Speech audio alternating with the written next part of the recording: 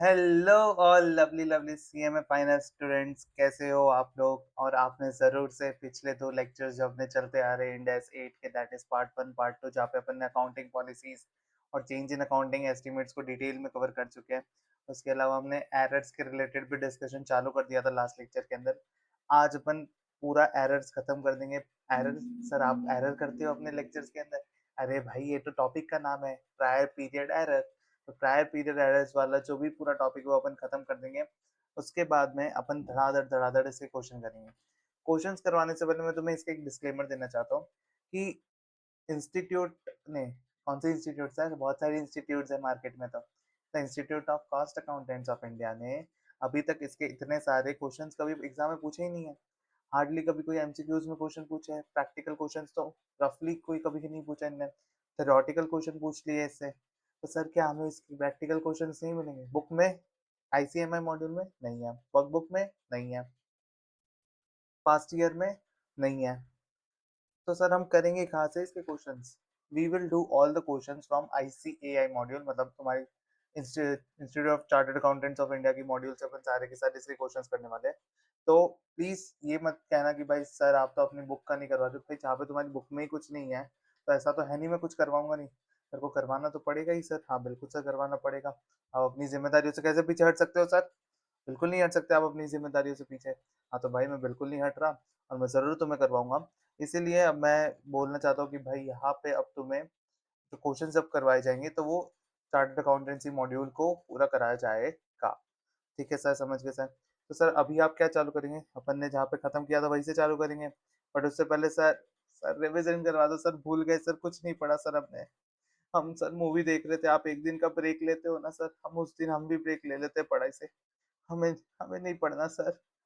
नहीं हो रही पढ़ाई सर। हाँ ठीक है, कोई बात नहीं, मैं तो पूरा पूरा रिवाइज करवाऊंगा कि क्या अपन ने पढ़ा था लास्ट लेक्चर में।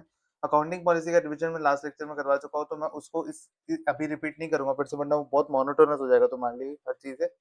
बट हाँ, चेंज अकाउंटिंग एस्टिमेट्स के बारे में अपन बात करेंगे।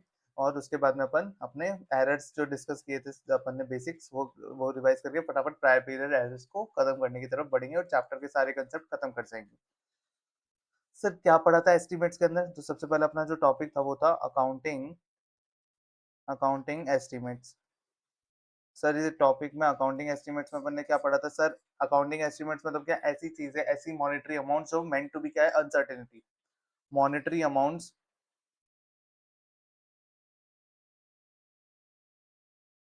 दैट आर अनसर्टेन, मतलब ऐसी मॉनेटरी अमाउंट जिसमें अनसर्टेनिटी इन्वॉल्व है। जिसमें अपन ने एग्जांपल देखा था सर, जैसे हम यूजफुल लाइफ ऑफ असेट लेते हैं। हाँ सर, ये देखा था अपन ने। उसके अलावा अपन किसी चीज की फेयर वैल्यू निकाले तो वो। उसके अलावा सर, हम बैड डेट्स के जो प्रोविजंस बनाते हैं वो। उसके अलावा सर, हमने वारंटी का भी एक एग्जांपल बताया था सर, आपने डिटेल में वारंटी का हो गया। तो इस तरीके से तुम अपने बिजनेस के अंदर बहुत सारे एस्टिमेट्स लेते हो, अजम्पशन लेते हो, जो शायद वक्त आने पे चेंज भी हो सकते हैं। सर, क्यों लेते हैं हम एस्टिमेट? ये क्या हमें कोई इंडेक्स नहीं बताता क्या सर ये?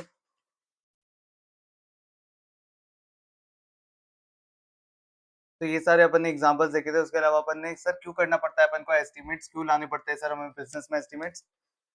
क्योंकि भाई हर चीजें तुम्हें इंडेक्स नहीं बता सकता। क्या सर इंडेक्स बताता किसी एसेट की यूजफुल लाइफ है? नहीं। क्या अब इंडेक्स बताएगा फेयर वैल्यू? भाई इंडेक्स अगर ये सब बताने लग गया कि भाई अगर तुम्हारे पास मशीनरी है तो उसके ऊपर तुम्हें डेप्रिसिएशन का रेट लेना है 10%, और उसके अलावा तुम्हें जो उसकी यूजफुल लाइफ रखनी है ना वो 50 साल रखनी है, ऐसा कोई इंडेक्स नहीं बताएगा तुम्हें। बिजनेस टू बिजनेस क्या सबकी 10 साल 50 साल ये सब अपने अकॉर्डिंग चलेंगे क्या? नहीं। सबका क्या सेम चलेगा क्या? नहीं। सर, बिजनेस अकॉर्डिंगली चेंज होगा, टाइप चेंज होगा, इंडस्ट्री चेंज होगी, तो सारी रिक्वायरमेंट्स अपने आप ही क्या हो जाती है, चेंज हो जाती है। तो बिल्कुल। तो इस बहुत सारे एस्टिमेट्स अपन को अपने बिजनेस में लेने पड़ते हैं इस वजह से। सर, क्या हम एस्टिमेट्स को चेंज कर सकते हैं? चेंज इन एस्टिमेट हो सकता है क्या सर? बिल्कुल हो सकता है। सर, कब हो सकता है? हम कब चेंज कर सकते हैं अपने एस्टिमेट्स को? अगर तुम्हारे पास लगता है न्यू इन्फॉर्मेशन आई है, जिसमें अपन ने एग्जांपल देखा था कि मेरी एक बिल्डिंग थी 10 साल वाली, और अगर 3 साल बीतने के, मैंने सोचा था 10 साल चलेगी, 10 साल से डेप्रिशिएट कर रहा था स्ट्रेट लाइन मेथड पे। बट अब 3 साल बीतने के बाद में जब अब मेरे को लगता है 7 साल मतलब एज पर फर्स्ट अजम्पशन तो 7 साल बचने चाहिए थे।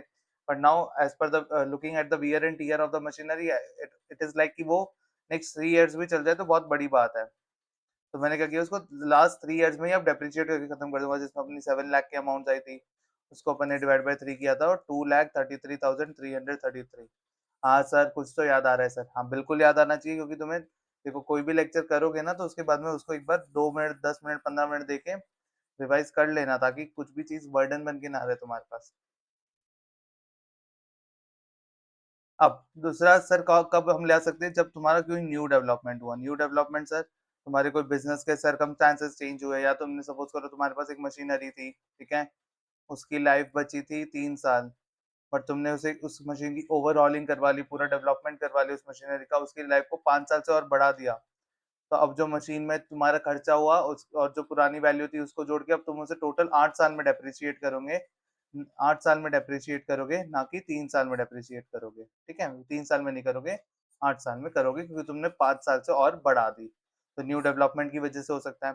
या तो तुम्हारा more experience, sir more experience में हमने एग्ज़ाम्पल देखा था कि भाई हमें पहले लगता था कि 3% ही क्लेम आते हैं हमारे पास वारंटी के, बट अब आजकल डिफेक्टिव ज़्यादा चीज़ें आने लग गई है, इक्विपमेंट ज़्यादा अच्छे यूज़ नहीं हो रहे हैं। शॉर्ट टर्म पीरियड के अंदर चलेंगे वैसे पार्ट्स यूज़ हो रहे हैं हमारी इलेक्ट्रॉनिक इक्विपमेंट्स के अंदर तो क्लेम ज़्यादा आते हैं। तो हमने क्या कर दिया हमारा प्रोविज़न फॉर वारंटी क्लेम्स बढ़ा दिया कि हमारे बिज़नेस की इंडस्ट्री को देख के हम बिज़नेस में काफ़ी साल से है और अब हमारा अच्छा है, हमें पता चल गया है कौन कस्टमर पैसा लौटाता है, नहीं लौटाता तो हम उसके अकॉर्डिंग बिज़नेस करते हैं और हमारा बैड डेट कम होगा अब से। तो तुमने क्या किया बैड डेट का प्रोविज़न कम कर दिया। Whatever your assumption can be anything. Your estimate can be change for any reason तुम्हारे एक्सपीरियंस कैसा भी होता है उसके अकॉर्डिंग। तो कहीं पे डिफाइन नहीं है कि क्या एक्सपीरियंस होगा तो तुम्हारा चेंज कर सकते हो, क्या डेवलपमेंट करोगे तो तुम चेंज कर सकते हो। No, it totally depends upon business, it totally depends upon management. Okay sir, समझ गए सर, बिल्कुल समझ गए चीज। ओके, बढ़िया बात है। सर जब हम चेंज करेंगे तो उसे अप्लाई कैसे करेंगे, एप्लीकेशन ऑफ चेंज कैसे करेंगे सर, इसे तुम्हें अप्लाई करना है प्रोस्पेक्टिवली। सर प्रोस्पेक्टिवली का मतलब क्या हो गया सर, हमें पुराने साल में जाके चेंजेस नहीं करने का, बिल्कुल भी नहीं। सपोज करो मैंने तुम्हें वो 10 साल वाला एग्जांपल दिया था मशीनरी का, उसमें 3 साल अगर बीत गई थी, ठीक है, और तुम्हारे पास 7 साल बचे थे। अब तुम्हें लगता है कि भाई 7 साल नहीं सिर्फ 3 ही साल चलेगी, तो क्या तुम अब पिछले सालों में जाते स्टार्टिंग से फिर इसको डिवाइड बाय 6 करके डेप्रिशिएट कैलकुलेट करके आते हो और फिर इफेक्ट देते ना भाई, ये नहीं करने को बोलता है इंडेक्स। इंडेक्स ये बोलता है कि एस्टिमेट्स ऐसी चीजें होती है जो बार बार चेंज होती रहेगी। तो आप बार बार रेट्रोस्पेक्टिव इफेक्ट नहीं दे सकते वरना आपको पूरे time account books of accounts ही बनाते रह जाओगे। तो दैट्स व्हाई अगर आपका चेंज होता है तो उसे अप्लाई कैसे करना है, प्रोस्पेक्टिवली करना है, ना कि रेट्रोस्पेक्टिवली। ठीक है सर, प्रोस्पेक्टिवली कैसे करेंगे, अगर तुम्हारा जो भी चेंज है वो करंट ईयर को इम्पैक्ट करता है एंड फ्यूचर ईयर को भी करता है, तो तुम करंट ईयर में चेंज करो और फ्यूचर ईयर में भी चेंज करो। बट सर अगर ऐसा इम्पैक्ट है जो सिर्फ करंट ईयर को करता है तो करंट ईयर में चेंज करो, बाकी फिर अपनी रेगुलर एस्टिमेट को फॉलो करने लग जाओ। फॉर एग्जाम्पल मेरा बिजनेस इस टाइम काफी खराब चला, मार्केट की सिचुएशन काफी खराब है, कोरोना की सिचुएशन है, मुझे लगता है इस बार बैड डेट भर भर के होगा, तो मैंने क्या किया 70% का बैड डेट प्रोविजन बना दिया। जैसे ये सिचुएशन गई, ठीक है, वन मेरा वो बीता साल और मेरे को लगता है अब नॉर्मल बिजनेस रन हो गए, तो इसको 70 से फिर से मैं 15 पे ले आया जो मैं पिछले सालों में हर साल फॉलो करते हुए आ रहा था। तो estimate can be change at any point of time, but उसका इम्पैक्ट आपको कैसे देना है, करंट ईयर में और प्रोस्पेक्टिव ईयर्स में, आगे की ईयर्स में, अगर वो आगे की ईयर्स को भी इम्पैक्ट करता है तो। ठीक है सर, समझ गए सर। अगर हमने अपनी एस्टिमेट को चेंज किया तो हमें क्या डिस्क्लोजर देना है सर, क्या डिस्क्लोजर देंगे हम? सबसे पहले तुम बताओगे नेचर ऑफ चेंज क्या है तुम्हारे एस्टिमेट का, nature of change, reason of change बताओगे, रीजन ऑफ चेंज क्या हो सकता है सर, क्या न्यू डेवलपमेंट किया था, क्या न्यू इन्फॉर्मेशन आई, क्या एक्सपीरियंस की वजह से लगता है तुम्हें, उसके अलावा अमाउंट में क्या एडजस्टमेंट हुआ है, उसके अलावा सर इसमें भी इम्प्रैक्टिकेबिलिटी होगी क्या सर, इसमें भी इम्प्रैक्टिक, अरे पूरा रट लो तुम, रट लो सब रट लो सर, अकाउंटिंग पॉलिसी में जो रटा था वही लिख देंगे हर जगह, ऐसा नहीं होता यार, सोचो लॉजिकली सोचो, अपन ने क्या पढ़ा कि ये प्रोस्पेक्टिवली अप्लाई होगा, तो प्रोस्पेक्टिवली में तो impracticability is related to the retrospective effect. Retrospective effect में अगर तुम्हें करना पड़ता है तो सिचुएशन आ सकती है, डेटास की प्रॉब्लम, ये फॉर्मल प्रॉब्लम अजम्पशन लेना पड़ सकता है, वो सारी प्रॉब्लम्स आती थी। पर प्रोस्पेक्टिव में क्या है भाई, तुमने आज सोचा आज से अगले सालों में अप्लाई करो ना उसको, अपनी सोच को अप्लाई करो फिर से नई तरीके से, उसमें तो ना बोला कि पुराने जो सोचा था उसको चेंज कर दो, तो नहीं, इसमें इम्प्रैक्टिकेबिलिटी हो ही नहीं सकती। पर क्या सर इसमें अपन ने एक नई चीज पढ़ी, क्या फ्यूचर में भी इम्पैक्ट हो सकता है? हाँ बिल्कुल, ऐसा भी हो सकता है सिर्फ करंट ईयर पे इम्पैक्ट हो, ऐसा भी हो सकता है current year plus future year पे इम्पैक्ट हो। तो फ्यूचर पे क्या इम्पैक्ट आएगा वो बताना है, फ्यूचर इम्पैक्ट। इसी के साथ तुम्हारा चेंज इन एस्टीमेट का जो मेरी तरफ से रिवीजन था वो पूरा हो गया। अपन ने इसमें हार्डली 10 मिनट्स लिए होंगे, हार्डली 10 मिनट्स लिए और अपना ये रिवीजन हो गया। उसके बाद में अपन ने पढ़ना चालू किया था सर एरर्स। हाँ सर, गलतियां सर, सबसे बड़ी गलती हो गई सर, सीएम में ले लिया। सर ये प्रायर पीरियड एरर जो आप पढ़ा रहे हो सर, वो हमसे पूरा रिलेटेड है। हमने भी एरर किया था प्रायर पीरियड में, फाउंडेशन में एनरोल करवा लिया। ये साला एनरोल करवाते ही नहीं तो आज फाइनल नहीं देना पड़ता सर। बहुत दर्दनाक हो गया है सर। अरे भाई, फाइनल दोगे तभी तो आगे बढ़ोगे, तभी तो तुम्हें जॉब मिलेगी, तभी तो कहीं पे प्लेस्ड होगे, तभी तो घर के पहले प्रोफेशनल बनोगे। तो बिल्कुल भी ना हताश निराश मत हो कि किस तरीके से ये काम होगा, किस तरीके से हम करेंगे। बस करते जाओ, बिलीव ऑन द प्रोसेस, अपने आप सबका सब तुम्हारा हो जाएगा। ठीक है। Prior period errors. तो सर सबसे पहले हमने तो ये समझा था सर एरर क्या होता है। एरर मतलब हमने ये समझा था सर कोई गलती हो जाना, मिसस्टेटमेंट हो जाना। ठीक है। या कोई ओमिशन हो जाना सर, कुछ रिकॉर्ड करना था। सर ये गलतियां क्यों हुई सर? क्योंकि हमारे पास रिलायबल इंफॉर्मेशन नहीं थी, कोई इंफॉर्मेशन नहीं थी, इसलिए हमसे गलती हो गई। या तो रिलायबल इंफॉर्मेशन नहीं थी, या तो रिलायबल इंफॉर्मेशन थी बट हमने उसका क्या किया, मिस यूज किया सर, उसे सही से यूज नहीं किया। इस वजह से क्या होगा, मिसस्टेटमेंट हो गई, ओमिशन हो गई। तो इसी को क्या बोला जाता है, एरर्स। सर एरर्स कितने टाइप की होती है अपन ने ये भी पढ़ा था, टाइप ऑफ एरर्स पढ़ा था। सबसे पहले मैथमेटिकल एरर हो सकती है तुम्हारी, तुमने कुछ कैरी फॉरवर्ड ब्रॉट डाउन में कर दी कोई कैलकुलेशन एरर कर दी, मैथमेटिकल एरर हो गई। इसके अलावा सर हमारी कौन सी एरर हो सकती है, तुम्हारा क्या बोलते हैं, मिस इंटरप्रिटेशन हो सकता है, miss interpretation, miss interpretation of facts हो सकता है। ठीक है। उसके अलावा एक सेकंड, ना उसके अलावा क्या था, मैं खुद भूल गया 1 मिनट के लिए। क्या सर, आप क्या पढ़ाओगे हमें सर, खुद भूल जाते हो सर। अरे भाई, कभी कभी होता है ना, ऐसे ब्लैंक हो जाता है अचानक से, माइंड कुछ और सोच रहा होता है अचानक से। उसके अलावा क्या हो सकता है सर, फ्रॉड हो सकता है, ओमिशन हो सकता है ना, fraud fraud omission, fraud omission, ये सारे अपन ने एग्जांपल देखे थे सर। रॉन्ग पॉलिसी ले ली, रॉन्ग पॉलिसी क्या ले ली, क्या ले ली wrong policy. Sir wrong policy मतलब हमें किसी को पीपी ट्रीट करना था, या इन्वेस्टमेंट प्रॉपर्टी की ट्रीट कर लिया, या तो कैरी फॉरवर्ड ब्रॉड फॉरवर्ड में एरर हो गया, तो मैथमेटिकल एरर हो गया। सपोज करो कोई ट्रांजेक्शन, कोई परचेज डॉक्यूमेंट था तुम्हारे पास, बट वो तुम्हारा डॉक्यूमेंट क्या हो गया, किसी ने गायब कर दिया, या तुम्हारे पास उसकी इन्फॉर्मेशन नहीं थी। ठीक है। और तुमने से रिकॉर्ड नहीं कर पाए, तो वो एक तुम्हारा ओमिशन हो गया। फ्रॉड का क्या हुआ सर, कोई थेफ्ट हुआ था बट वो इन्फॉर्मेशन ही नहीं थी, तो हम उसे रिकॉर्ड ही नहीं कर पाए, दैट इज एन एरर। तो ये सारी चीज क्या हो गई, तुम्हारी टाइप्स ऑफ एरर्स हो गई।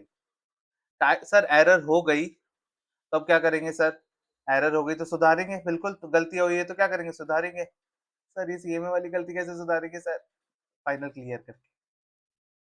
अगर तुम्हारा एरर अगर करंट पीरियड में हुआ है, करंट पीरियड का अगर एरर है, करंट पीरियड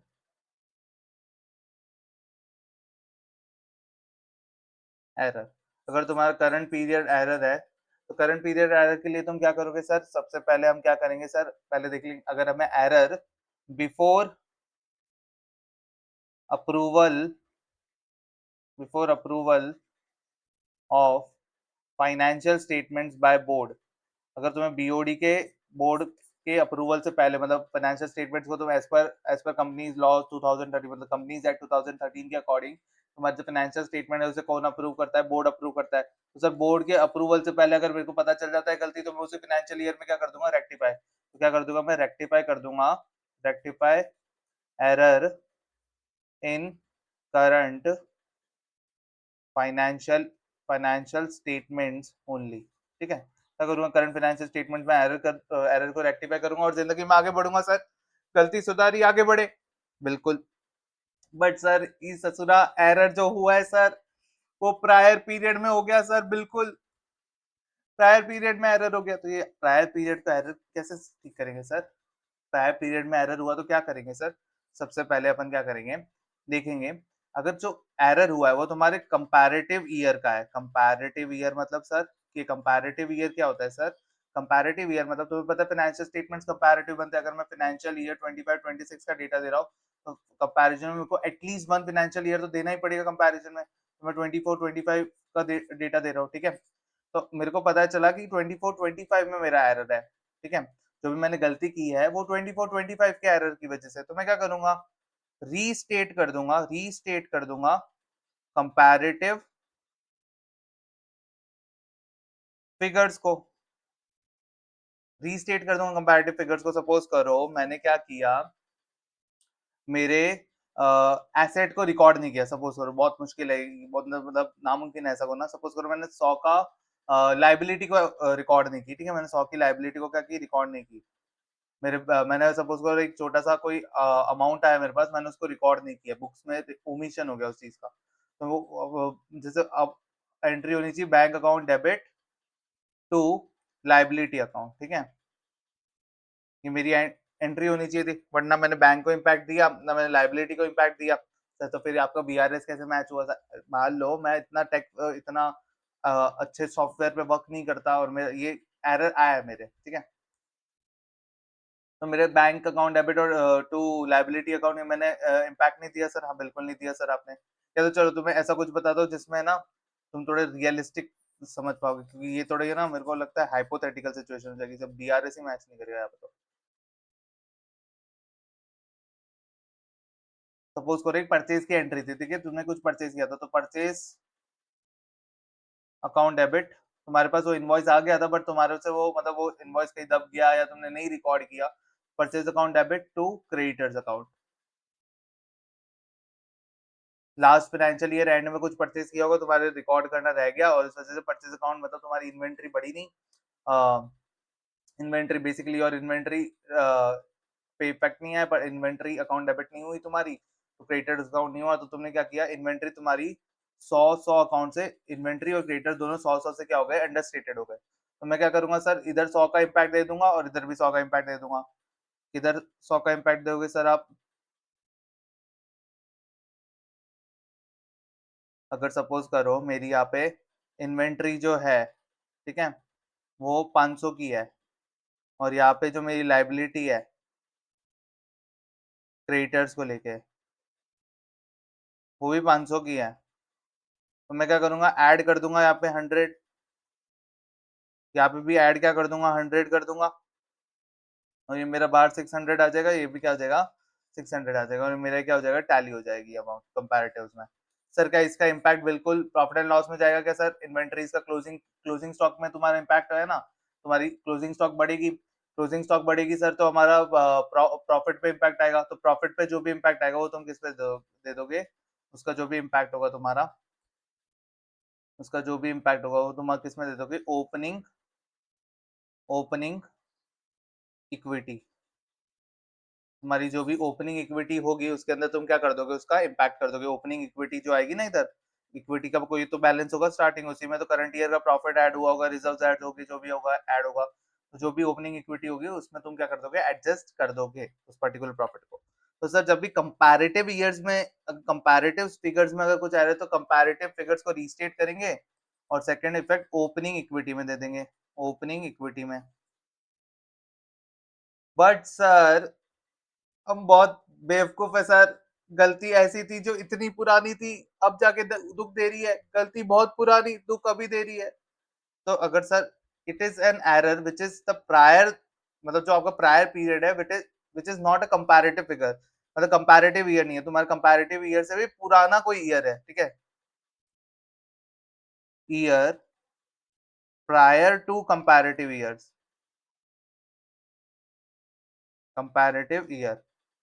तब क्या करेंगे सर, अब तो बताओ। अब तुम्हें बताना पड़ेगा सबसे पहले, ये थोड़ा डिफिकल्ट टास्क हो जाता है, तुम्हें अपनी असेट एंड लाइबिलिटीज को तो चेंज करना ही है सर, बिल्कुल चेंज करना ही पड़ेगा। तुम्हें क्या बनानी पड़ेगी, opening balance sheet, opening balance sheet, ठीक है? ओपनिंग बैलेंस शीट बनाने पड़ेंगे, बेसिकली सबके ओपनिंग बैलेंस शीट बनानी पड़ेगी।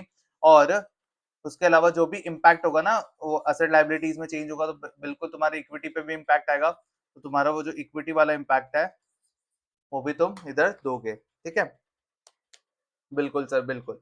तो तुम्हारा जो इक्विटी वाला इम्पैक्ट है वो तुम्हारा आएगा, इक्विटी वाला इम्पैक्ट है वो तुम्हारा आएगा, और तुम्हारी एक ओपनिंग बैलेंस शीट बनेगी, और तुम्हारी एसेट लायबिलिटीज के फिगर सब चेंज हो गए। ओपनिंग बैलेंस शीट बनने के बाद में उस बेसिस पे तुम्हारे फिर क्या बनेगी, तुम्हारे कंपैरेटिव ईयर्स, और फिर तुम्हारा जो करंट फाइनेंशियल ईयर होगा वो। तो इस तरीके से तुम्हें एरर का इम्पैक्ट दिखाना है। तो सर अगर कंपैरेटिव फिगर्स में अगर तुम्हारा एरर, ध्यान से समझना, कंपैरेटिव ईयर के फिगर्स में तुम्हारा एरर है, तो कंपैरेटिव ईयर्स के फिगर्स को तुम रीस्टेट कर दो, ओपनिंग इक्विटी को एडजस्ट कर दो, तुम्हारा काम खत्म। बट सर अगर हमारा जो एरर है वो prior to the year which is a comparative year, prior to the comparative year है, अगर उससे भी पुराना है, तो सर हमें ओपनिंग बैलेंस शीट बनानी पड़ेगी, असेट एंड लायबिलिटीज को एडजस्ट करना पड़ेगा, और क्या करना पड़ेगा, हमें ओपनिंग इक्विटी में उसका इम्पैक्ट देना पड़ेगा। सर बिल्कुल सर, समझ गए? हाँ सर बिल्कुल समझ गए। तो अपन ये नोट्स में से भी देख लेते फटाफट और आगे बढ़ते हैं। हम्म, ये अपन ने पढ़ लिया, ये पढ़ लिया, ये देखो। अगर सर करंट पीरियड का एरर था तो क्या करेंगे, अगर error found before financial statements approved, तो उसे क्या करोगे, करेक्ट इमीडिएटली, जैसे ही पता चला वैसे ही करेक्ट कर दोगे। ठीक है, उसी फाइनेंशियल स्टेटमेंट्स के रिलेटेड जो भी पर्टिकुलर ईयर होगा उसी में। बट अगर जो तुम्हारा एरर है वो प्रायर पीरियड का है, तो material prior period error must be corrected retrospectively. यहाँ पे मटेरियलिटी देखी जाती है, अगर तुम्हारा एरर बहुत नॉमिनल है तो दैट देन उसको पूरा प्रायर पीरियड एरर को पीछे से जाके चेंज करते हुए आने का उसका कोई मतलब नहीं है। बट मटेरियलिटी पर इम्पैक्ट करता है, कितना तुम्हारा बैलेंस शीट का साइज है उसके बेसिस पे, अगर वो इम्पैक्ट, अगर वो क्यूमुलेटिवली अगर एरर्स का इम्पैक्ट देखा जाए तो कितना पड़ेगा, तो उस बेसिस पे निकालना पड़ता है। सर ये मटेरियलिटी का डिपेंड है, depend upon company size, depend upon company nature, management का क्या थिंकिंग है, मैनेजमेंट का क्या जजमेंट है, उन सारी चीजों पर डिपेंड करती है चीज। प्रायर पीरियड एरर अगर डिस्कवर हुआ, अगर related to the comparative year, तो रीस्टेट कर दूंगा कंपैरेटिव फिगर्स को। अगर relates before earliest comparative year, मतलब कंपैरेटिव पीरियड से, तो रीस्टेट करूंगा ओपनिंग बैलेंसेस को भी। एग्जांपल, अगर डेप्रिसिएशन मेरा रॉन्गली चार्ज हो गया, तो कंपैरेटिव फिगर्स को एडजस्ट करूंगा रिटेन अर्निंग्स, रिटेन अर्निंग्स मतलब अदर इक्विटी को, तुम्हारी इक्विटी के ओपनिंग बैलेंस को। बट अगर मेरा अर्लियर ईयर का, तो मैं क्या क्या रिस्टेट करूंगा sir, opening balances of equity and assets and liabilities course. तो इसी के साथ सर क्या हो रहा है, इसी के साथ सर, इसी के साथ तुम्हारा खत्म हो रहा है क्या, prior period errors, accounting policies, change in accounting estimates, ये पूरा का पूरा तुम्हारा क्या हो जाता है, खत्म। अब इसमें से कुछ कुछ बातें मैंने, एक जो इंपॉर्टेंट बातें हैं वो नीचे एक फ्लो चार्ट के तरीके से बताई हुई है, और कुछ एक इंपॉर्टेंट टेबल भी बनाई हुई है। सबसे पहले अपन वो स्टडी करते हैं, तुम्हें बहुत सारी चीजें फिर से याद आ जाएगी। सर इंपॉर्टेंट समरी टेबल है तुम्हारी, इसमें मीनिंग में क्या पढ़ा था सर, अकाउंटिंग पॉलिसी क्या होती है, तुम्हारी प्रिंसिपल्स एंड रूल्स होती है, principle and rules which are used to prepare and present the financial statements. Sir हमारा इसका नेचर क्या है, इसका नेचर है अकाउंटिंग करना, बेसिकली इट टेल्स यू कि how to do the accounting. Sir ये कहाँ से आता है, सर ये इंड एस बताता है। सर इंड एस नहीं बताता तो कौन बताता है, मैनेजमेंट जजमेंट, मेरा रिविजन करवा रहा हूँ सब, मैनेजमेंट जजमेंट बताता है। सर मैनेजमेंट जजमेंट कैसा होना चाहिए सर, रिलायबल होना चाहिए, रेलेवेंट होना चाहिए। सर रिलायबल का मतलब क्या होता है सर, रिलायबल का मतलब होता है सर वो इन्फॉर्मेशन प्रूडेंट होनी चाहिए, और फ्री फ्रॉम एनी बायस होनी चाहिए, मतलब न्यूट्रल होनी चाहिए, और उसका कोई इकोनॉमिकल सब्सटेंस, मतलब हवा हवाई जजमेंट नहीं होना चाहिए। हवा हवाई, हवा हवाई वो वाला जजमेंट नहीं होना चाहिए, बिल्कुल भी तुम्हारा हवा हवाई जजमेंट नहीं होना चाहिए था। ठीक है, मैं ख्वाबों की शहजादी, मैं हूँ दिल पे छाई, हवा हवाई वो नहीं होना चाहिए। ओके सर, तो हवा हवाई जजमेंट बिल्कुल नहीं चलेगा। तो सर हवा हवाई जजमेंट नहीं चलेगा। उसके अलावा सर मैनेजमेंट जो जजमेंट लेगा उसके लिए क्या क्या देखेगा सर, अदर इंडेक्स में अगर कुछ बोला है तो, वरना तुम्हारे general guidelines framework of your index, वरना उसके उसके अलावा आईएएसबी के प्रोनाउंसमेंट, उसके अलावा अदर इंडेक्स सेटिंग बॉडी के प्रोनाउंसमेंट, वरना सबसे जो बेस्ट पार्ट था, जो होता भी एक्चुअली ज्यादा, वो होता है इंडस्ट्री की बेस्ट प्रैक्टिसेस, जिसकी वजह से तुम्हारी रिलायबिलिटी और रेलेवेंसी इम्पैक्ट हैम्पर ना हो। सर अगर हम चेंज करेंगे तो क्या हम सर चेंज कर सकते हैं, बिल्कुल चेंज कर सकते हैं। अगर तुम्हें इंडेक्स बोलेगा तो चेंज कर दो, या तो तुम्हें ऐसा लगता है कि चेंज करने से और रिलायबिलिटी और रेलेवेंट इन्फॉर्मेशन जाएगी, और ट्रू एंड फेयर पिक्चर दिखेगी, तो तुम कर सकते हो, वरना तो तुम्हें एप्लीकेशन हमेशा कैसे करना है, कंसिस्टेंट ही करना है। सर कुछ कुछ चेंजेस है जो चेंज नहीं रिगार्ड होते थे, सर कौन सी चीजें थी वो, सबसे पहला तुम्हारा क्या था, कि अगर तुमने न्यू ट्रांजेक्शन एंटर हुआ है जो प्रीवियसली एग्जिस्ट नहीं करता था, तो देन उसके लिए कोई अकाउंटिंग पॉलिसी अडॉप्ट करते हो, तो then it is not considered as a change in accounting policy, but it will be considered as a first time adoption of accounting policy. But अगर सेकंड में सर, सेकंड में अगर तुम्हें क्या बोला था, इसमें अपन ने एग्जांपल देखा था फर्नीचर फिटिंग्स वाला, ठीक है। और सेकंड अपन ने क्या समझा था सर, सेकंड अपन ने ये समझा था कि अगर आपका सब्सटेंस ही चेंज हो गया, जिसमें अपन ने होटल बिजनेस वाला एग्जांपल देखा था। हाँ सर, जी बिल्कुल सर। ये कब देखा था सर? पहले जाके फर्स्ट लेक्चर देख के आओ, ठीक है, फिर ये लेक्चर में कूदना। सीधा तुम थर्ड ही लेक्चर पे आ गए तो फिर बोलोगे सर आप क्या पढ़ाते हो, कुछ समझ नहीं आता। तो भाई पहला लेक्चर तो देखो, दूसरा तो देखो, फिर तीसरे पे आओ। ऐसे सीधा कूद के आ जाओगे तो कैसे समझ आएगा तुमको बेटा? ओके सर, समझ गए। उसके अलावा अपन ने ये देखा था कि जब जो भी चेंज होगा वो रेट्रोस्पेक्टिवली अप्लाई होगा। रेट्रोस्पेक्टिव नहीं कर सकते तो इम्प्रैक्टिकेबिलिटी होगी। इम्प्रैक्टिकेबिलिटी कब हो सकती है? जब तुम्हारे को ऐसा लगता है कि बहुत सारे अजम्पशन, एस्टिमेट या इफेक्ट जो है वो तुम मेजर नहीं कर सकते सर। और जब भी एप्लीकेशन होगा या तो रेट्रोस्पेक्टिवली होगा अगर पॉलिटरी चेंज करते हो, वरना अगर इंडेक्स है तो इंडेक्स की वजह से चेंज किया तो वो तुम्हें ट्रांजिशनल प्रोविजन दिखा। सर बिल्कुल पढ़ा था ये। इम्प्रैक्टिकेबिलिटी के बाद में सर अगर ये होता है तो हमें हमेशा हर चीज का क्या देना है? डिस्क्लोजर। तो डिस्क्लोजर की रिक्वायरमेंट थी। ट्रीटमेंट कैसा हुआ? रेट्रोस्पेक्टिव। इसका एग्जांपल भी देखा था, अगर पी4 टू वेटेड एवरेज चलेगा, वेटेड एवरेज तो इसका जो भी है तुमने लगता है कि खुद से वॉलंटरी चेंज किया तो रेट्रोस्पेक्टिव एप्लीकेशन करना पड़ेगा। इसके अलावा सर एक और चीज है कि तुम जो भी डिस्क्लोजर्स दोगे वो क्या कर देखो सर, क्या चेंज किया सर, क्या रीजन था चेंज करने का, कितनी अमाउंट एडजस्ट की सर। उसके अलावा उसका उसकी इम्प्रैक्टिकेबिलिटी अगर बताओगे कि अगर तुम लोग रेट्रोस्पेक्टिव अप्लाई नहीं कर पाए तो। ठीक है सर। अकाउंटिंग एस्टिमेट्स के बारे में पढ़ते हैं।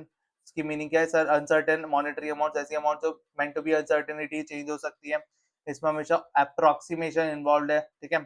ये कभी भी रिवाइज हो सकती है, जब भी तुम्हें जरूरत हो तुम क्या कर सकते हो? चेंज कर सकते हो। जब भी चेंज करेंगे तो सर कैसा चेंज करेंगे? प्रोस्पेक्टिवली करेंगे, करंट ईयर में चेंज करेंगे। अगर फ्यूचर ईयर में इम्पैक्ट करते हैं तो फ्यूचर ईयर में भी करेंगे। जैसे डेप्रिसिएशन का रेट हो गया, डेप्रिसिएशन यूजफुल लाइफ हो गई तुम्हारी। उसके अलावा बैड डेट का प्रोविजन हो गया, वॉट एवर। अपन ने बहुत सारे एग्जाम्पल देखे।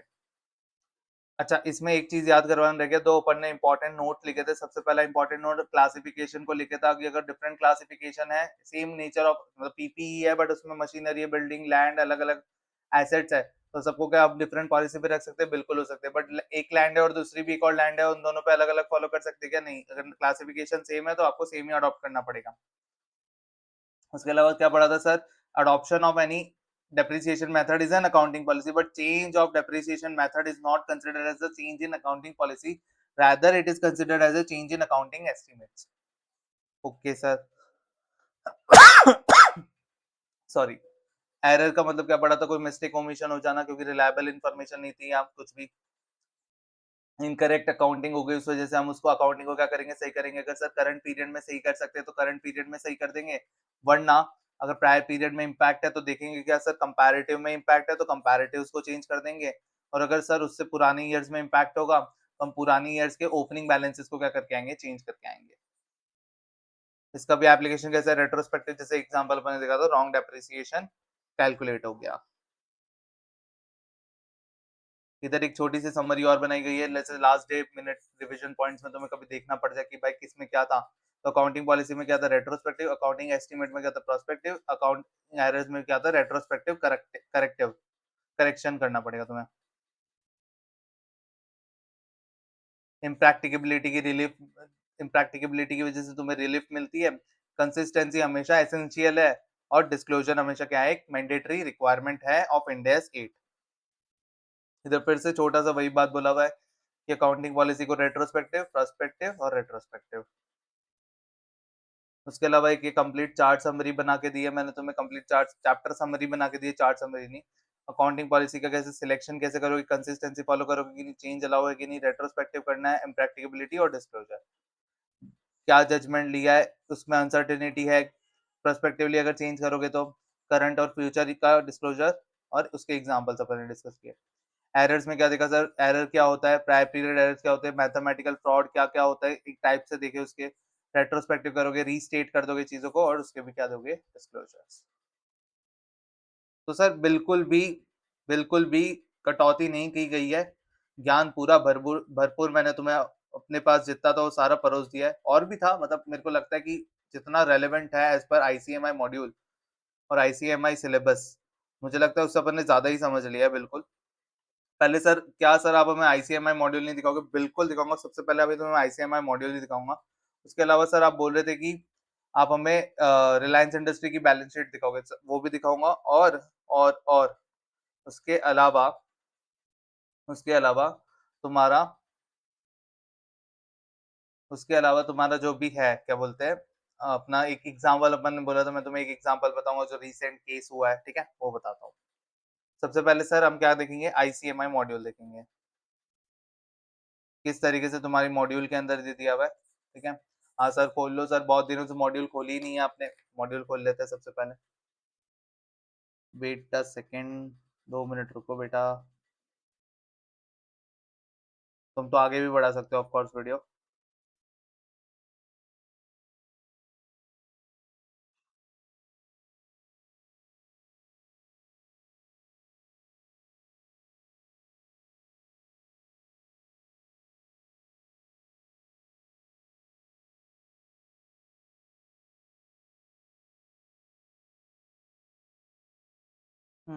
1 मिनिट ना भाऊ, रुका जरा, थांबा.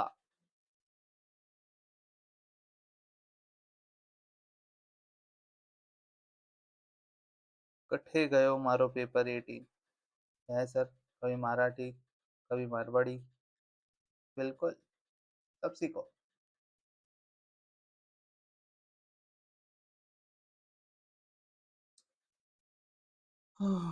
Sorry for the delay, but वो खुल चुकी है फाइनली, और मैं आपको आपकी स्क्रीन पे ये रहा, ऐसा हम बोलते हैं ना, कौन बोलते हैं? हाँ सर, बिल्कुल बोलते हैं। ओ, अडोबी एक्रोबैट, ये रहा। हाँ, तुम्हारी नीली नीली बुक।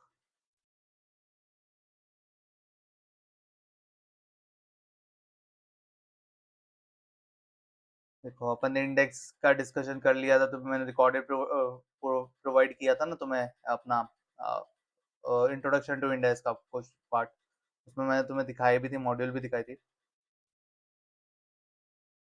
और यहाँ पे तुम्हारा, अपन ने पहले सबसे पहले इंट्रोडक्शन टू इंडेक्स देखा था। अरे यार, ये हैंग बहुत होगा है। नया लैपटॉप लेंगे जल्दी। ये तुम्हारा हो गया।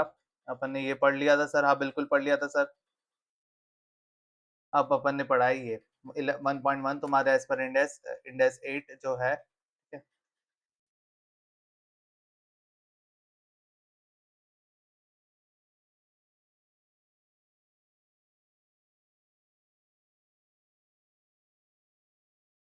देखो, इसमें सब वही तुम्हें बताया कि क्राइटेरियाज तुम्हें बताए गए, selecting accounting policy, change in accounting policy, कैसे डिस्क्लोजर देना है वही बताता है। उसके अलावा स्टैंडर्ड किसके ऊपर अप्लाई होता है, अकाउंटिंग पॉलिसीज के ऊपर, उसके चेंजेस के ऊपर, एस्टिमेट्स के ऊपर, तुम्हारे एरर्स के ऊपर, ठीक है। फिर sir, selecting and applying accounting policy, sir किस तरीके से हम सिलेक्ट करेंगे, अप्लाई करेंगे अकाउंटिंग पॉलिसी को, तो वही तुम्हें बताया कि पहले अगर तुम्हारा इंडेक्स है तो इंडेक्स के अकॉर्डिंग करेगा, एब्सेंस ऑफ इंडेक्स में मैनेजमेंट एक अपना जजमेंट लेगी। देखो, सीधा ही चालू कर दिया, कुछ नहीं बताया। अकाउंटिंग पॉलिसीज क्या होती है, किस तरीके से, एक एग्जाम्पल तक नहीं है इसमें, एक एग्जाम्पल तक नहीं है। बोलो। और होगा भी तो किधर छुपा हुआ है ना, वो कोई ढूंढ भी नहीं सकता। तो बस, हाँ सर, क्या ये 2 पेज में खत्म हो गया सर?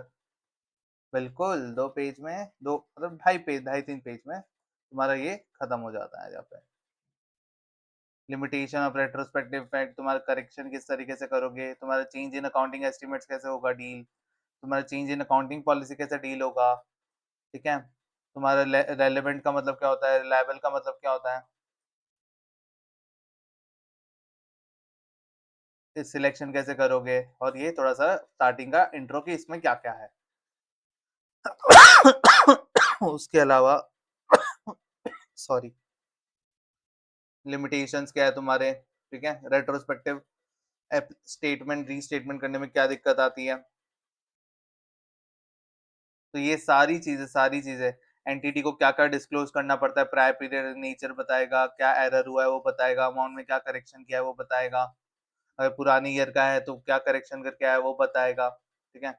अगर रेट्रोस्पेक्टिव फिर से वही रेट्रोस्पेक्टिव एप्लीकेशन अगर एरर तुम नहीं सही कर सकते तो क्यों नहीं कर सकते, क्या सर्कमस्टेंसेस है जिसकी वजह से नहीं कर सकते उसको एक्सप्लेन करेगा। तो this is something which is absolutely मतलब कि तुम्हारा पूरा मॉड्यूल का जितना कंटेक्स्ट है वो अपना कवर्ड है, कहीं पे भी कुछ भी छूटा नहीं है, ठीक है? क्योंकि मेरे को पता है, मैं खुद ऐसा बच्चा था कि जो है ना मतलब हर एक what is the main problem with ICMAI student और what is the main problem with a CMA student, कि भाई उसे पता ही नहीं है उसे क्या पढ़ना है, कि मॉड्यूल में अच्छी तरीके से सब कुछ डिस्क्राइब नहीं है कि उसे किस तरीके से पढ़ना है। बिल्कुल सर, ये तो एकदम सही बात बोली आपने। मॉड्यूल नहीं बता दी कि तुम्हारी लिमिटेशन क्या है, तुम्हें किधर तक जाना है, किधर तक नहीं जाना है। अब सर हम यहाँ पे कैसे समझेंगे हमें क्या पढ़ना है, क्या नहीं पढ़ना? उसका बच्चों को अजम्पशन लगाना पड़ता है कि भाई ऐसा कोई टॉपिक, इसके अलावा कोई टॉपिक पास्ट ईयर में पूछा है क्या? इसके अलावा कहीं पे कोई और बुक में रेफरेंस है क्या? वर्कबुक में कुछ लिखा है क्या? मतलब तुम अपनी एक बुक पे तो रिलाय कर ही नहीं सकते कभी भी। तुम्हें वर्कबुक पे जाना पड़ेगा, तुम्हें पास्ट ईयर पे जाना पड़ेगा, तुम्हें एमक्यूपीस देखने पड़ेंगे, कभी उसमें कुछ अलग से पूछ लिया क्या? तो बच्चा हमेशा ढूंढता रहता है चीजें, उसके पास एक वन स्टॉप सॉल्यूशन है ही नहीं किसी चीज को लेके। तो कोशिश मेरी यही रहेगी कि भाई मैं भी ऐसा एक क्वेश्चन बैंक बनाऊं जहाँ पे तुम्हारी सारी रिक्वायरमेंट्स पूरी कवर्ड हो जाए। बट सच बोलूं कि it will take time for me, थोड़ा सा टाइम लगता रहेगा मेरे को इसमें। बट यार चैप्टर बाय चैप्टर ही दे पाऊंगा, एक साथ में पूरी बुक बना के लॉन्च कर दिया दे दी, वो थोड़ी पॉसिबिलिटी उसकी कमी है, क्योंकि मैंने तुम्हें लास्ट वीडियो में बताया था कि भाई अदर काम झाड़ू पोछा बर्तन वो सब तो ठीक है, वो तो सेकेंडरी मैटर है। उसके अलावा भी बहुत सारे काम होते हैं जो इंसान मतलब अवॉइडेबल अनअवॉइडेबल होते हैं, कभी कभी सरकमस्टांसेस चीज हो जाते हैं। तो I am trying my level best कि मैं तुम्हें नोट्स, अभी नेक्स्ट चैप्टर जो पढ़ाने वाला है उसके भी नोट्स तैयार है, उसके क्वेश्चन बैंक तैयार है। तो ठीक है, मतलब तुम्हारा जैसे जैसे नेक्स्ट नेक्स्ट चैप्टर आता जाएगा तुम्हें मिलते जाएंगे, तुम्हें कभी भी ये नहीं लगेगा कि भाई सर हम कहीं से भी पढ़ रहे हैं, और किसी सिचुएशन में कभी इनकम्प्लीट नोट्स हुए तो भी मुझे पता है कि तुम्हें किस तरीके से डिलीवर करना है कंटेंट। तो सबका एक बैकअप प्लान तैयारी सारी सारी अच्छे से है। बट या बीइंग आईसीएमआई स्टूडेंट और being a qualified cost and management accountant with all India rank 1, मुझे पता है कि क्या डिफिकल्टी फेस होती है, और मैंने भी ये सारी डिफिकल्टी फेस की है। मैंने भी चार चार जगह देखना पड़ा है, पास्ट ईयर्स को बहुत खंगालना पड़ा है, सब कुछ करना पड़ा है। तो वो होता है भाई, अभी जब तक रेगुलरिटी नहीं आती, बुक्स सही से इम्प्रूव नहीं होती, you have to do it.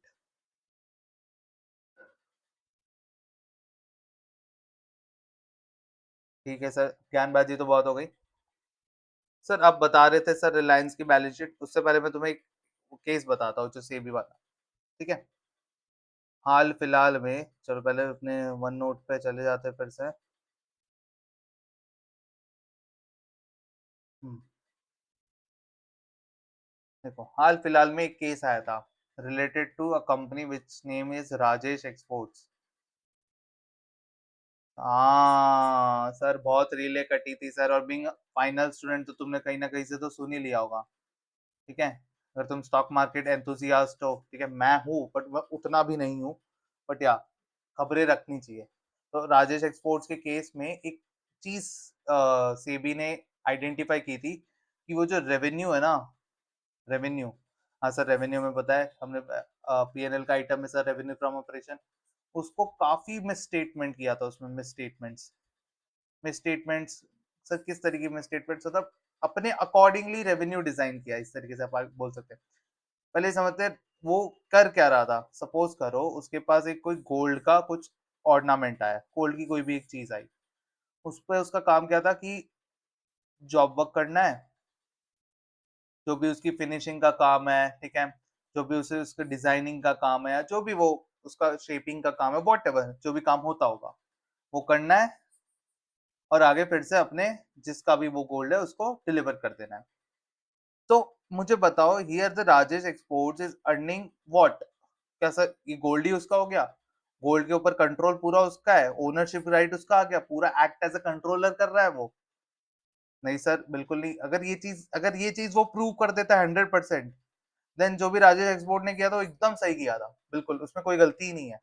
But अगर वो प्रूव नहीं कर सकता ये चीज, तो उसका रेवेन्यू ये होना चाहिए सर कि वो जो भी, सपोज करो ये 10,000 का गोल्ड है सर, 10,000 में कौन सा गोल्ड आ रहा है सर, हमें भी दिला दो।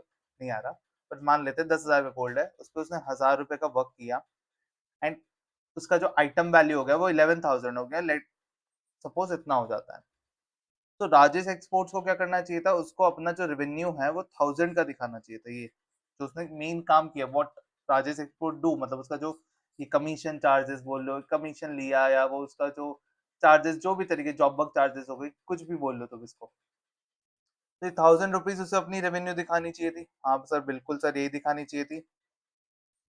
But what he did, he showed the revenue 11,000 instead of 1000। Sir वो क्या 11,000 दिखा सकता था? दिखा सकता था, but a situation where the controlling right, जो act as a controlling authority है पूरा उस चीज का, तो Ind AS 115 revenue from customers allowed कर जाता। बट अगर वो नहीं है, ठीक है, उसको प्रूव करना पड़ेगा ना आपको हमेशा। बट अगर वो नहीं है, तो आपको क्या करना पड़ेगा, हमेशा अपनी 1000 की ही रेवेन्यू दिखानी पड़ेगी, नॉट 11,000। तो इसकी वजह से क्या हुआ सर, इसकी जो अकाउंटिंग पॉलिसी थी कि 1000 दिखाने के बदले 11,000, तो उसने जो अकाउंटिंग पॉलिसी अडॉप्ट की, वो शायद रॉन्ग अकाउंटिंग पॉलिसी है। हाँ, बिल्कुल, अब तुम सही समझे। तो क्या सर इसको ये करेक्ट करना पड़ेगा? हाँ सर, बिल्कुल करना पड़ेगा। अगर उसे रिलायबल और रेलेवेंट इन्फॉर्मेशन पहुंचानी है अपने फाइनेंशियल स्टेटमेंट्स की, तो बिल्कुल करना पड़ेगा। तभी तो एक बंदा डिसीजन मेकिंग ले पाएगा whether to invest in the company और नॉट। आपकी अकाउंटिंग पॉलिसी रॉन्ग हो जाने की वजह से आपकी जो टॉप लाइन है वो तो आसमान छू रही है। 11,000 अब इनको सिर्फ तुमने थाउजेंड थाउजेंड पकड़ा ना, इसको सीआर कर दो बस अब, तो कितना ह्यूज इम्पैक्ट आ जाएगा। अभी तो तुम 11,000 समझ रहे हो, कंसिडर इट एज 11,000 सीआर। तो कितना बड़ा मिसस्टेटमेंट है ये, कितना बड़ा गलती है, या तो रॉन्ग इंटरप्रिटेशन ऑफ पॉलिसी हो गई तुम्हारी, क्या गलती है। इस वजह से बहुत ज्यादा इंपॉर्टेंट रोल प्ले करता है that you must have knowledge of end S, वरना आप अपनी कंपनी के अंदर क्या पॉलिसी लगवाओगे, क्या किस तरीके से as a top management deal करके आप क्या अप्लाई करोगे, उस पर एक बहुत बड़ा क्वेश्चन मार्क आ जाता है। तो क्या सर कंपनियां जब पॉलिसी अप्लाई करती है तो सर क्या बताती है सब कुछ कि उसने क्या किया, कैसे किया है? डिस्क्लोजर तो देना चाहिए। अपन ने तो यही पढ़ा है कि सर आप कोई पॉलिसी अप्लाई करते हो, कोई उसका इम्पैक्ट अगर आता है, ह्यूज इम्पैक्ट है, या तो आप उसे चेंज करो, तो then you have to tell, मतलब आपको बताना पड़ता है अपने फाइनेंशियल स्टेटमेंट्स के अंदर कि भाई आपने ये किया है। तो क्या सर कंपनियां करती है सर? हाँ बिल्कुल, इसी के लिए मैं तुम्हें ना दिखाने वाला हूँ रिलायंस इंडस्ट्री की फाइनेंशियल स्टेटमेंट्स को। ओके सर, तो अपन अब चलते हैं रिलायंस इंडस्ट्री के फाइनेंशियल स्टेटमेंट्स पे और देखते हैं। रिलायंस इंडस्ट्रीज।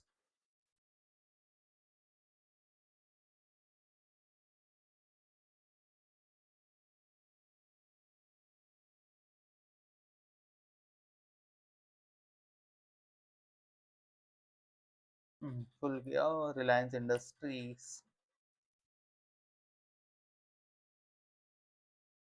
सर हमें तो नहीं दिख रही रिलायंस इंडस्ट्री, को अभी दिखाते हैं तुम्हें।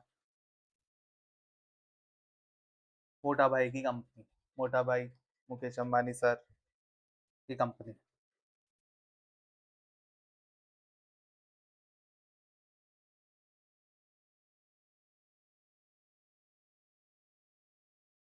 देखो ये सारी उनकी डिटेल्स है कंपनी को लेके, अपन वो अभी नहीं डिस्कस कर रहे।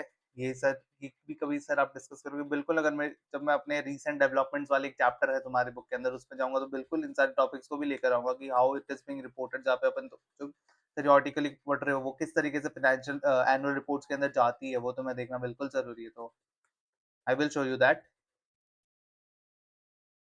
थोड़ी प्रैक्टिकलिटी में रखना चाहता हूँ इस सब्जेक्ट के अंदर कि it is a practical subject.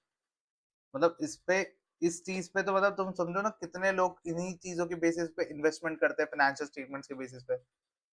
यही गलत है।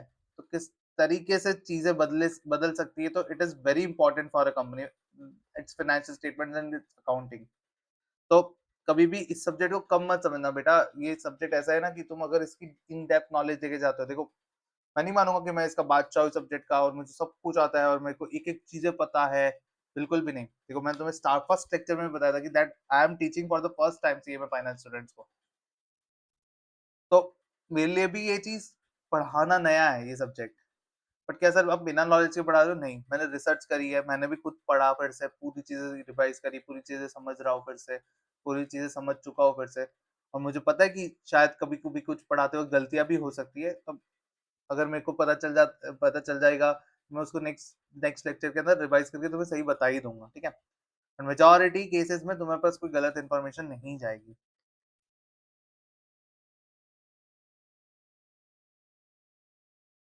It's my dream to teach as many as students I can. तो मैं उसकी तरफ अग्रसर हूँ। तो ये रही तुम्हारी बैलेंस शीट, प्यारी-प्यारी, मीठी-मीठी बैलेंस शीट। इसका देख लो नॉन असेट्स। हाँ सर, फुई-फुई वाला फुई-फुई। ये सर फुई-फुई क्या है सर? अचानक से फुई-फुई क्यों कर रहे हो? पहले पुराना लेक्चर देख के आओ। ये तुम्हें फुई-फुई तभी समझ में आएगा। हाँ सर, अब याद आ रहा है सर कि पहले ऊपर लायबिलिटीज़ होती थी, इक्विटी लायबिलिटीज़ होती थी, नीचे एसेट। अब क्या हो गया? फुई-फुई हो गया सर। पहले एसेट्स आ गए, फिर लायबिलिटीज़ आ गई। ये अपन ने पढ़ा था सर, बिल्कुल। ये तुम्हारे फाइनेंशियल स्टेटमेंट्स, उसके बाद में तुम्हारे प्रॉफिट एंड लॉस, उसके बाद में तुम्हारा स्टेटमेंट ऑफ चेंजेस है, बाहुबली वाला फॉर्मेट तुम्हारा, ठीक है? अमरेंद्र बाहुबली। फिर तुम्हारे कैश फ्लोज हो गए और उसके बाद में आते हैं तुम्हारे notes to accounts. Notes to accounts में सबसे पहला देखो क्या लिखा हुआ है, क्या वर्ड है इधर बी में। तुम्हारे बी में क्या वर्ड लिखा हुआ है, बिल्कुल देखो।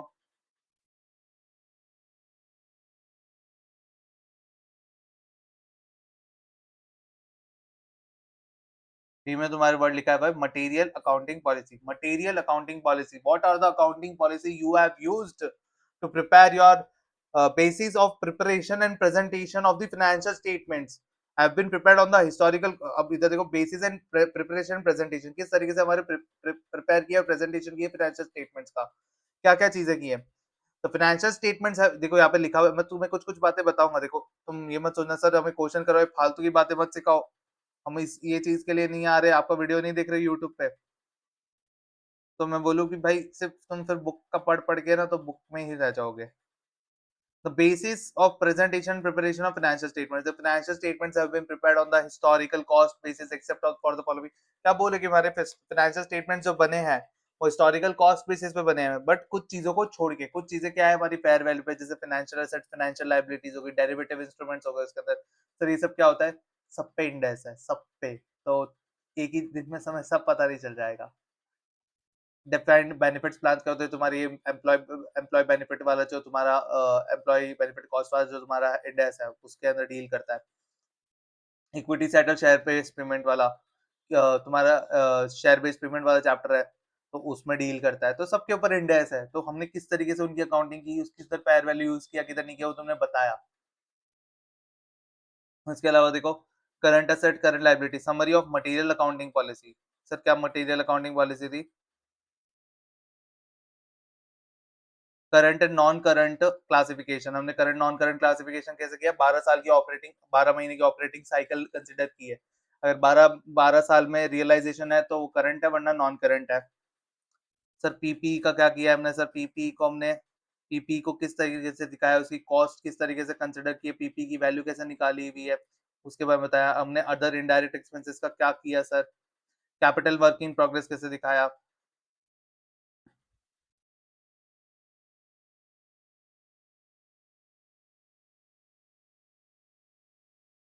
देखो क्या बोल रहे हैं, फिक्स बेड कैटलिस्ट, ठीक है? तो 100% अप्रिशिएट कर दिया हमने। प्लांट एंड मशीनरी को ओवर इट्स यूजफुल लाइफ हमने टेक्निकली असेस करके उसका निकाला। तो ये सारी चीजें उन्होंने बताई। Residual value, useful life and methods, depreciation methods, plants equipments are reviewed at each financial year because it is being reviewed, because it is an estimate. Estimate तो कभी भी चेंज हो सकता है। तुमने देखा wear and tear of machinery, भाई अगले साल तो लास्ट है इसका, वरना इसका तो क्रियाक्रम हो गया इस मशीनरी का। तो वो तुम रिव्यू तो करोगे, तुम अपने देखोगे तो सही कि प्रॉपर्टी प्लांट एंड इक्विपमेंट की क्या सिचुएशन है, क्या उसकी मतलब प्रॉपर्टी प्लांट एंड इक्विपमेंट की क्या सिचुएशन है। उस बेसिस पे हमारी यूजफुल लाइफ चेंज होने की चाहिए कि नहीं होनी चाहिए, हमारा मेथड ऑफ डेप्रिसिएशन चेंज होना कि नहीं होना चाहिए। ये सब तो अपन ने स्टडी किया एस्टिमेट्स के अंदर। Estimates are reviewed. एस्टिमेट्स में अगर कोई भी तुम्हारे पास न्यू इन्फॉर्मेशन आती है, न्यू इन्फॉर्मेशन कहाँ से आएगी? जब हम न्यू इन्फॉर्मेशन ढूंढेंगे, हमें पता चलेगा कि बिजनेस के अंदर वो मशीनरी का किस तरीके से यूज हो रहा है। तो ये सारी चीजें आपने डिस्क्लोज करी। लीजेस किस तरीके से लिए, लीजेस के ऊपर तुम्हारा इंडेक्स है, इंडेक्स 116, तो उसमें डील करेगा वो, ठीक है? इंटैंजिबल एसेट्स के लिए तुम्हारा इंडेक्स 36 है, तुम्हारा इन्वेंट्रीज का इंडेक्स 2 है, तुम्हारा प्रोविजन का इंडेक्स, तुम्हारी कंटीजेंट लायबिलिटी का इंडेक्स, ठीक है? किस तरीके से तुमने हर एक चीजों को, करंट टैक्स, डेफर्ड टैक्स कैसे दिखाया, शेयर बेस्ड पेमेंट कैसे दिखाया, तुम्हारा फॉरेक्स फॉरेन करेंसी ट्रांजैक्शन कैसे दिखाया, तुम्हारा रेवेन्यू रिकॉग्निशन 115 कैसे किया है, ठीक है? यहाँ पे देखो क्या लिखा हुआ है, रेवेन्यू रिकॉग्निशन को लेके पढ़ते हैं, चलो इधर। Revenue from contracts with customer is recognized when control of the goods or services are transferred to the customer at an amount that reflects the consideration entitled in exchange for those goods and services. भाई हमने जब हमारा books में control transfer कर दिया, ठीक है, किसको, किसका, गुड्स एंड सर्विसेज का, तब जाके हमने रेवेन्यू का किया, रिकॉग्नाइज किया। The company is generally the principal as it is typically control the goods or services before transferring them to the customer. Company ही प्रिंसिपल है, कंपनी के पास ही गुड्स और सर्विसेज का कंट्रोल है और वो उसको पूरी तरीके से अपने रेवेन्यू में रिकॉग्नाइज कर सकती है। Revenue is measured at the amount of consideration which the company expects to be entitled. Revenue इस तरीके से, भाई जितना पैसा हमें मिलेगा हमारी गुड्स एंड सर्विसेज को लेके, हम उतना ही अपना रेवेन्यू मेजर कर रहे हैं।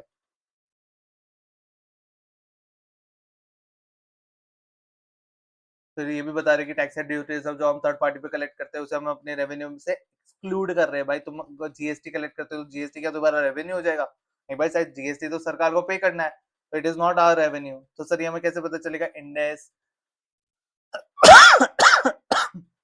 115 जब तुम पढ़ोगे, सॉरी खांसी के लिए, इंडेस 115 जब तुम पढ़ोगे तब तुम्हें पता चलेगा। सर क्रेडिट पीरियड हमारा कैसे वेरी करता है, 0 to 60। फिर उसके बाद में क्या बिजनेस प्रैक्टिसेस है कस्टमर्स को लेके, वो सारा तुमने बताया। पेट्रोलियम बिजनेस में क्या है उनका, फिर उसके बाद में उनका फाइनेंशियल इंस्ट्रूमेंट सबसे बम्बार्ट इंडेक्स है तुम्हारा, वन ऑफ द, ठीक है, फाइनेंशियल इंस्ट्रूमेंट्स, उसमें किस तरीके से एफपीटी, ओसीआई, एफपीटीपीएल, तुम्हारा अमोर्टाइज कॉस्ट मेथड, वो सब किस तरीके से अडॉप्ट किया, वो सब कुछ बताया। फाइनेंशियल लायबिलिटीज, डेरिवेटिव्स कैसे दिखाया हमने फाइनेंशियल इंस्ट्रूमेंट्स के अंदर। ऑयल एंड गैस एक्टिविटी की किस तरीके से हमने अकाउंटिंग की है, ऑफसेटिंग किस तरीके से किया है चीजों का, हमने क्या क्या जजमेंट्स लिए, क्या क्या एस्टिमेशन लिए, क्या क्या अनसर्टेनिटीज ली हुई है, जजमेंट लिया, एस्टिमेट लिया, assumption लिया, that affect the reported amount of revenue expenses, ठीक है। एस्टिमेशन हमने ऑयल एंड गैस रिजर्व्स के रिलेटेड क्या लिए हुए, इम्पेयरमेंट ऑफ फाइनेंशियल एसेट्स के रिलेटेड हमारा क्या है, फिर उसके बाद में हमने प्रोविजंस क्या क्या लेके रखे हुए हैं। तो देखो, पता चला जो तुम पढ़ रहे हो उसको किस तरीके से, एक फाइनेंशियल स्टेटमेंट का वो कितना बड़ा इंपॉर्टेंट पार्ट है। अगर बंदा सिर्फ ऊपर की फिगर्स देख के खुश हो रहा है ना, तो उसे नहीं होना चाहिए, उसे नीचे पढ़ना चाहिए कि उस फिगर को डिराइव करने के लिए क्या क्या चीजें करी गई है। तो notes to accounts are very very very important to understand. तुम्हारे पूरे नोट्स टू अकाउंट्स में, सारे नोट्स में देखो, तुम्हारे सारे नोट्स इन डिटेल में बने हुए, कितना हमारे सब्सिडी के साथ है, क्या है रिलेटेड पार्टी ट्रांजेक्शन, क्या, सब कुछ इन डिटेल में बनाया जाता है और फिर जाके एक फाइनेंशियल स्टेटमेंट कंप्लीट माना जाता है, ठीक है। तो यही मेरा बताने का पर्पस क्या है कि what you are studying, Ind AS 8 is very important. Ind AS तुम्हारे भाई कंपनी के नोट्स टू अकाउंट्स इस पे डिपेंड करते हैं, नोट्स में तुम्हें क्या दिखाना है, कैसे दिखाना है, वो सब कुछ तुम्हें ये बताता है, क्योंकि Ind AS 8 is saying you have to do your accounting as per Ind AS. Index जो तुम्हें बोल रहा है उसके अकॉर्डिंग अकाउंटिंग करनी है तुम्हें, और अगर तुम डेविएशन करते हो, कुछ चेंजेस करते हो, तो क्यों करते हो, क्या करते हो, कैसे करते हो, तो तुम्हें सब कुछ बताना पड़ेगा। ओके सर, समझ गए सर, ठीक है। तो यहाँ पे मैंने जो मेरे वादे थे स्टार्टिंग के लेक्चर में, फर्स्ट लेक्चर में, कि भाई मैं तुम्हें केस बताऊंगा कोई एक, फिर उसके बाद में तुम्हें रिलायंस की बैलेंस शीट दिखाऊंगा, तुम्हारी आईसीएमआई मॉड्यूल भी तुम्हें दिखा दी। तो इसके साथ में अपने कंसेप्चुअल पार्ट के रिलेटेड जो भी डिस्कशन था वो खत्म हो चुका है। किसी क्वेश्चन बेस्ड, अब मैं तुम्हें इधर बता दूं, एक डिस्क्लेमर दे दूं, डिस्क्लेमर,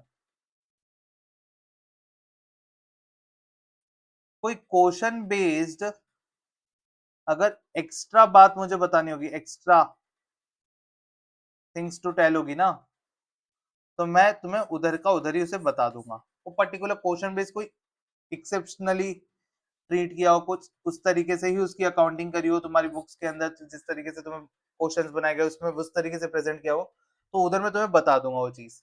उसके अलावा मेरे को नहीं लगता कि कोई चीज बाकी रह गई है, ठीक है। अपन ने accounting policy, accounting estimates, accounting errors पूरे इन तरीके से डिटेल में कवर कर चुके हैं। अब देखो, मैं मेरे को पता चल गया 53 मिनट्स की समथिंग रिकॉर्डिंग, मेरी 54 मिनट्स की रिकॉर्डिंग हो चुकी है। तो मैं आज जो ये पार्ट है तुम्हारा पूरा कंसेप्चुअल पार्ट कवर हो चुका है 3 लेक्चर्स में, और हार्डली 1 लेक्चर लगेगा इसके क्वेश्चंस करवाने में, ठीक है। तो 4 लेक्चर में तुम्हारा इंडेस 8, मतलब समथिंग अराउंड 4 and 4.5 आवर्स में तुम्हारे पूरा का पूरा इंडेस 8 खत्म हो जाता है। तो डिटेल लेक्चर, एकदम डिटेल, ये कोई रिविजन लेक्चर नहीं चल रहा है यहाँ पे, ठीक है। तो what you have to do कि अब अपन ने क्या क्या कवर कर लिया सर? अकाउंटिंग पॉलिसी पूरा कवर कर लिया, सेकंड अकाउंटिंग एस्टिमेट कवर कर लिया, थर्ड अपन ने क्या कवर कर लिया सर, एरर्स कवर कर लिए पूरे। उसके अलावा फोर्थ हमने आईसीएमआई मॉड्यूल को देख लिया इस इंडेक्स के अकॉर्डिंग। फिफ्थ फिफ्थ में know questions in ICMI module, ये भी पता चल गया सर। उसके अलावा सिक्स में तुम्हारे जो पीवाई क्यूज है उसके अंदर भी थ्योरेटिकल क्वेश्चन है, प्रैक्टिकल क्वेश्चंस कुछ भी नहीं है इसका। उसके अलावा सेवन बची है क्वेश्चन सॉल्विंग। उसके अलावा अपन ने और क्या क्या देखा था सर इस चैप्टर के अंदर, वो भी और लिख लेते हैं, पूरा लिख रहे तो सभी लिख लेते हैं ताकि तुम्हें पता चल जाए हमने क्या क्या किया है। वही भूल जाता है बच्चा लास्ट तक आते आते कि मैंने क्या क्या किया था, तो सबसे ज्यादा इंपॉर्टेंट है। उसके अलावा सर हमने प्रैक्टिकल एग्जाम्पल देख लिया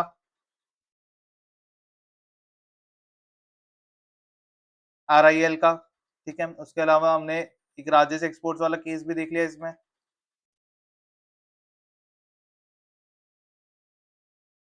राजेश एक्सपोर्ट्स वाला केस देख लिया। उसके उसके अलावा सर आईसीएमआर मॉडल तो देख ली। अब अपना जो एट और फाइनल पार्ट बाकी इस चीज में करना, that is question solving. Question solving is pending, ठीक है, क्वेश्चन सॉल्विंग इज पेंडिंग।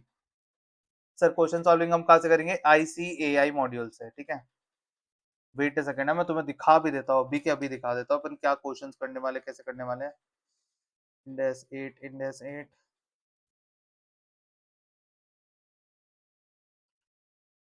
देख लो एक बार जाओ। इंडेस 8 का मेरे पास PDF डाउनलोड है कि नहीं। इंडेस 16 का नोट्स बनाया हुआ है, वो है इंडेस 8।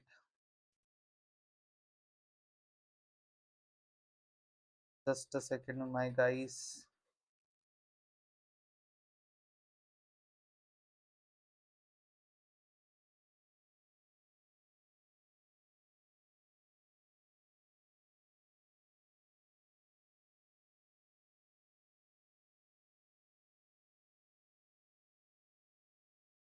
जस्ट अ सेकंड, तुम तब तक गाने सुन सकते हो।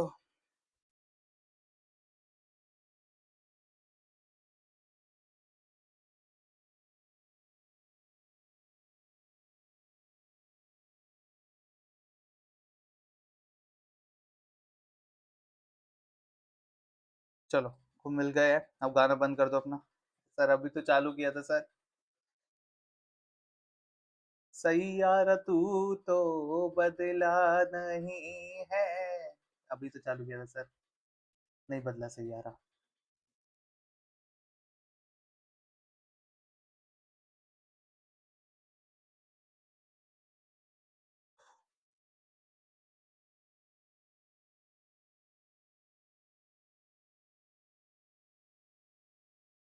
देखो पूरी मॉड्यूल है तुम्हारे पास ICMI की, ठीक है। तुम चाहोगे तो मैं भी ये पिन पिन कमेंट मतलब नीचे डिस्क्रिप्शन लिंक में ये भी दे दूंगा तुम्हें, अगर इफ यू वांट तो कमेंट कर सकते हो कि तुम्हें चाहिए ये PDF, तो मैं तुम्हें ये PDF भी दे दूंगा। बट ये ठीक है, ICAI मॉड मतलब उसकी वेबसाइट पे भी पड़ा हुआ है, तो तुम्हें इतना ढूंढने की जरूरत नहीं है। क्वेश्चन बैंक तो ये तुम्हें दूंगा ही अलग से, ये जो क्वेश्चन है मैं एक्सट्रैक्ट कर लूंगा अलग से, ठीक है। ये क्वेश्चन बैंक में इधर से पूरा मॉड्यूल नहीं खोल के बैठूंगा, जितने भी क्वेश्चन है वो मेरे एक्सट्रैक्टेड PDF में, उधर से अपन सारे क्वेश्चन करने वाले हैं। ओके सर, समझ गए सर। तो देखो तुम्हारा इलेस्ट्रेशन 1 2 3 4 5, कितने इलेस्ट्रेशन करेंगे सर हम इसमें, 6 7।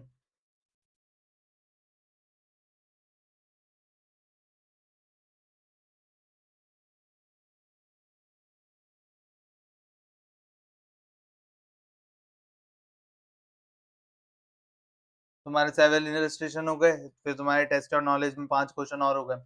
समथिंग अराउंड 14 15 क्वेश्चन अपन करने वाले, इंक्लूडिंग सम एग्जांपल्स आल्सो। तो अपन 15 क्वेश्चन अपने इस पूरे चैप्टर में रहेंगे, तो 15 क्वेश्चन अपन ने करने हैं। अपना ये चैप्टर पूरा पूरा कल खत्म हो जाएगा। मिलते हैं कल के वीडियो में, नेक्स्ट वीडियो में।